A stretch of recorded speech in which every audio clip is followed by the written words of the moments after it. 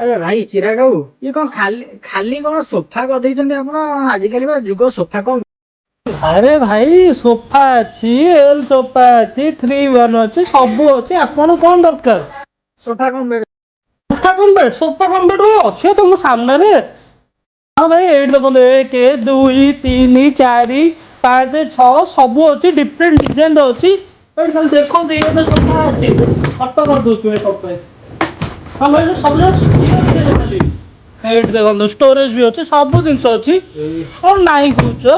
ହୀରା ଇଣ୍ଡଷ୍ଟ୍ରିରେ ମିଳିବନି କିଛି, ସବୁ ଜିନିଷ ମିଳିବ। କାଠ ଅଛି, MDF ଅଛି, ସବୁ ବିଭିନ୍ନ ପ୍ରକାର ଡିଜାଇନ ଅଛି। ତାହେଲେ ଆପଣ ରଖୁଛନ୍ତି ନାଇଁ? କେତେ ପ୍ରାଇସ୍ ଆସିବ ଏଇଟା? ଆପଣଙ୍କ ଦରକାର? ମାତ୍ର 30,000 ଟଙ୍କା ଦେବେ। ସୋଫା କମ୍ ବେଡ୍ କମ୍ ଦିବାଲ, ତିନିଟା ଜିନିଷ ହବ ମାତ୍ର 30,000 ଟଙ୍କାରେ।